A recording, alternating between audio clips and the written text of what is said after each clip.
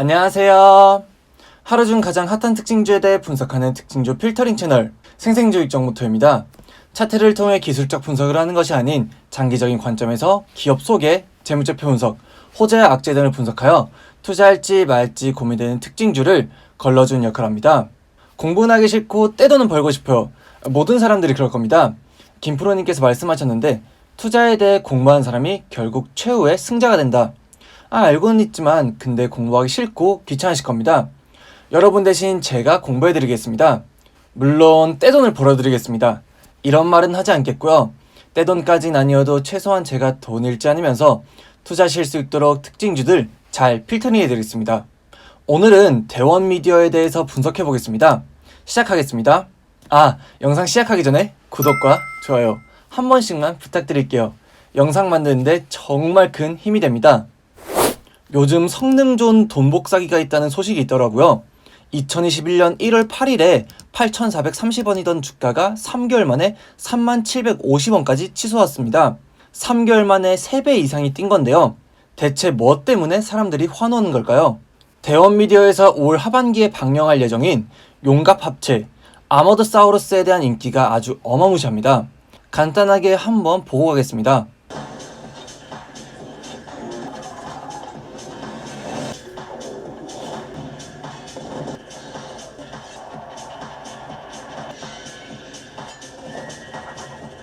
100% CG로 만들어진 특수 촬영물인데 진짜 퀄리티가 어마무시합니다. 아이들이 좋아하는 공룡과 로봇이 합쳐졌는데 이게 트랜스포머처럼 퀄리티가 장난이 아니다 보니 어른들까지 환호하고 있습니다. 이건 못 참지 하면서 기대감이 어마무시하게 형성된 대원미디어인데요.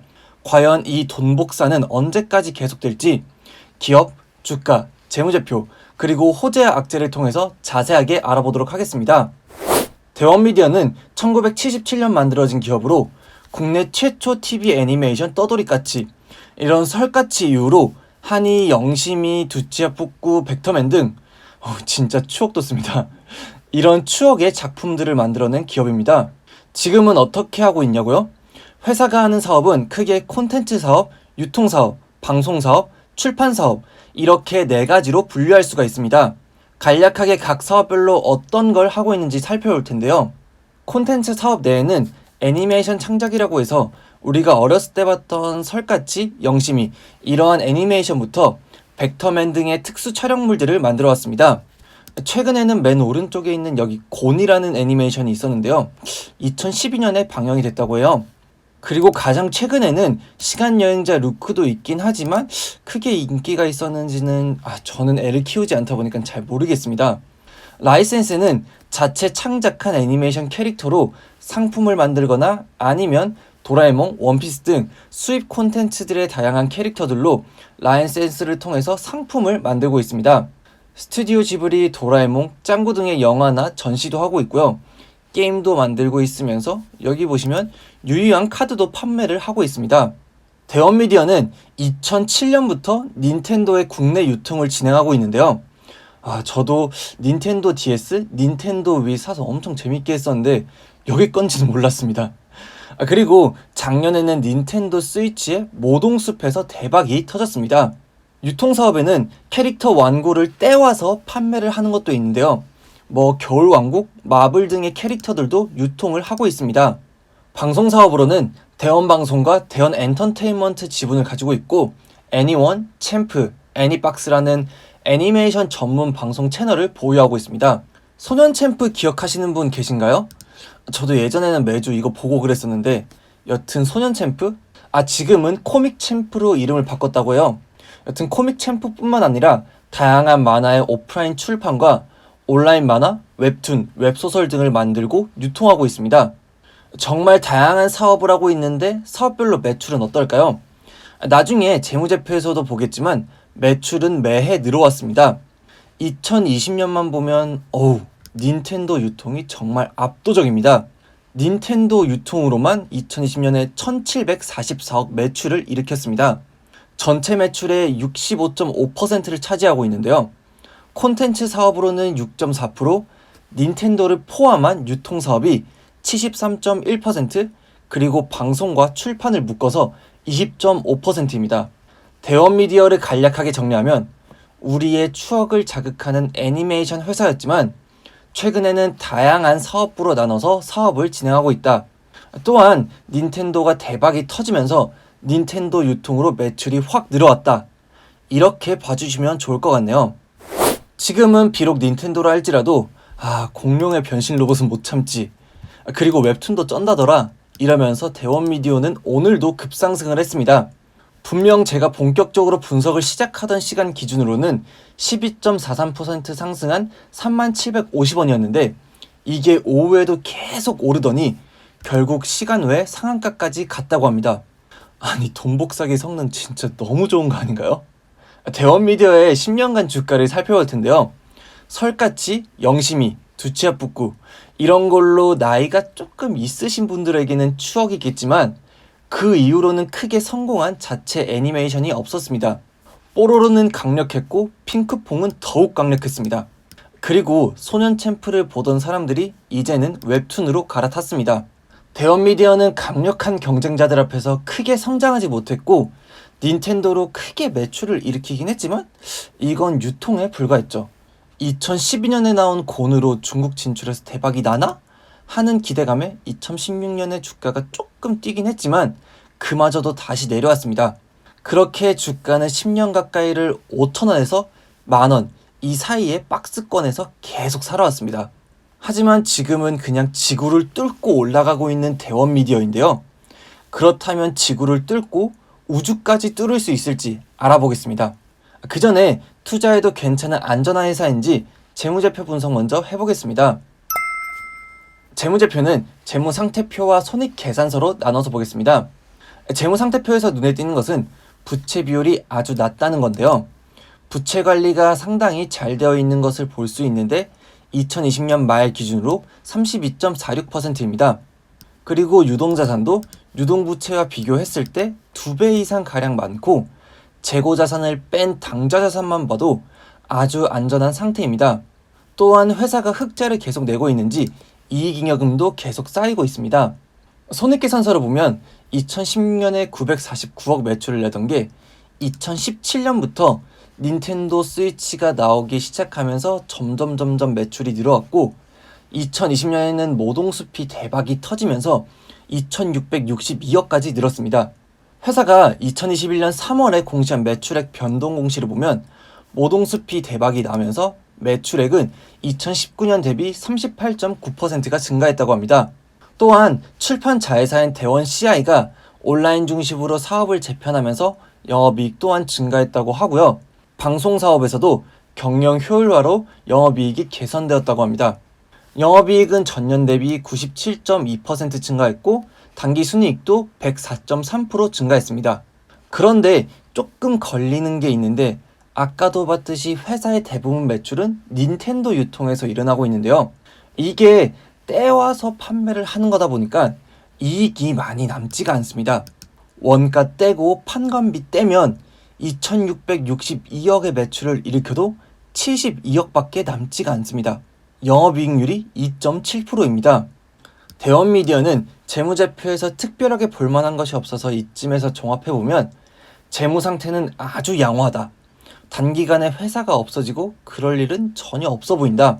매출액은 매년 압도적으로 늘고 있긴 하지만 자체 애니메이션이 잘 돼서 매출이 는 게 아니라 닌텐도의 대박이 터지면서 매출이 늘어난 거라 영업이익률은 낮다. 자체 애니메이션이 대박이 터지거나 웹툰에서 대박이 터지면 진짜 장난 아니겠다. 이렇게 봐주시면 좋을 것 같습니다. 지금까지 대원미디어가 어떻게 흘러왔는지 봤다면 호재와 악재를 통해서 앞으로 어떻게 나아갈지 확인해 볼 텐데요. 아머드사우루스 얘기 먼저 해볼 텐데요. 가슴이 웅장해지게 만드는 용갑 합체 아머드사우루스는 갑자기 튀어나온 건 아닙니다.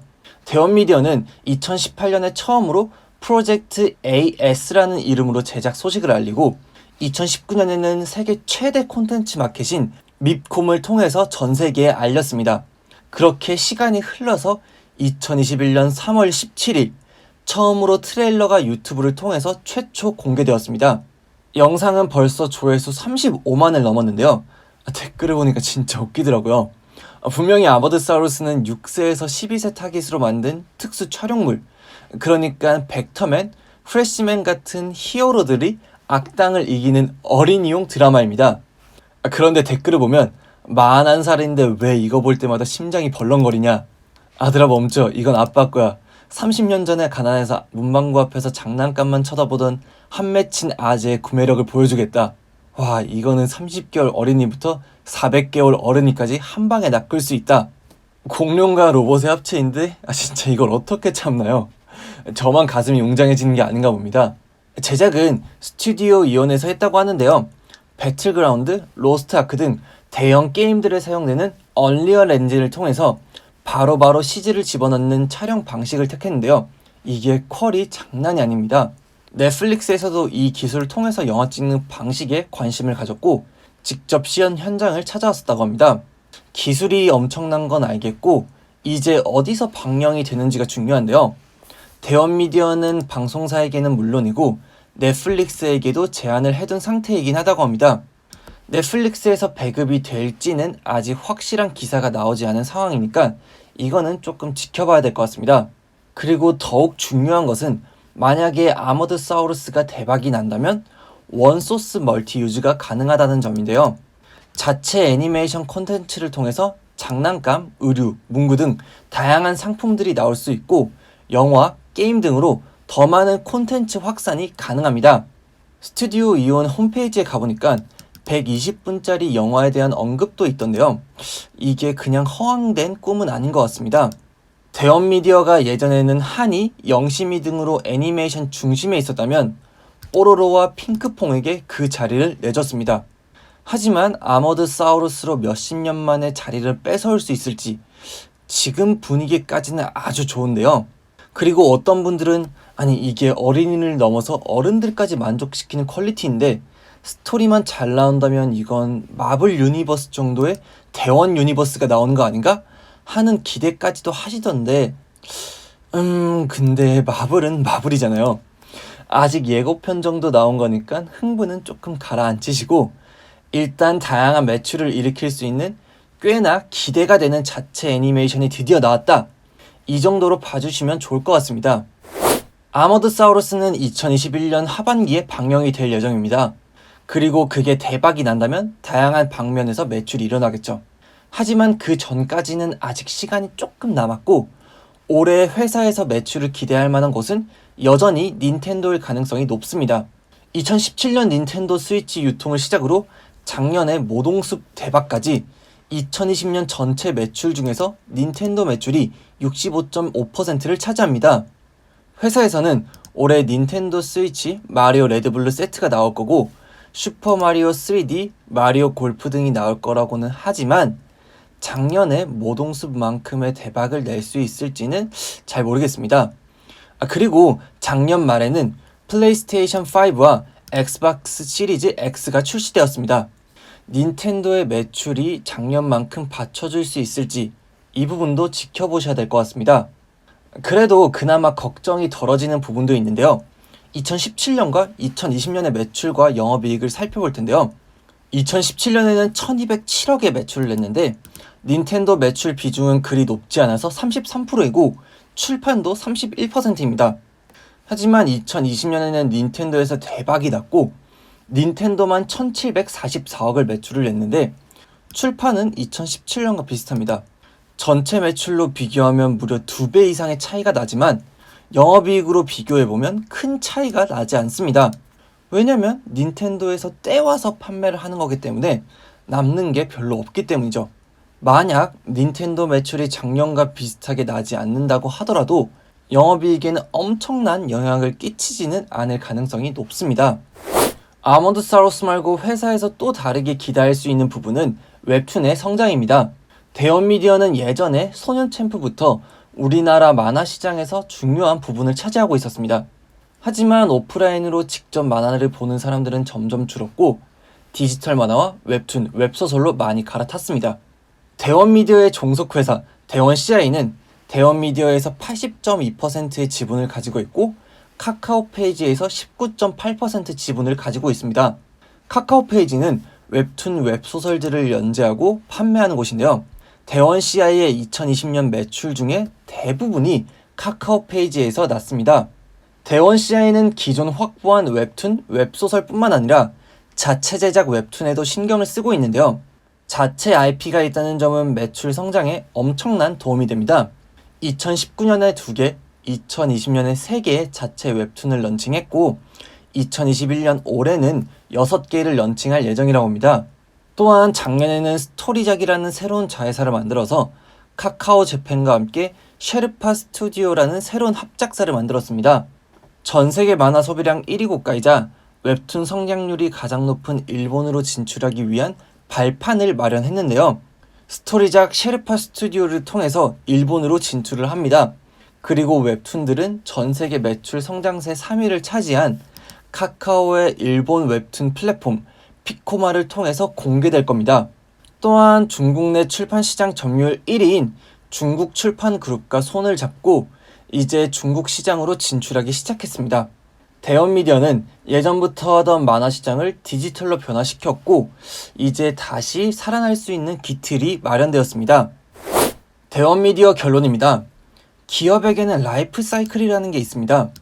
창업을 해서 성장을 하고 그 다음 성숙기를 거치죠. 여기서 변화에 실패한다면 내려가는 거고요.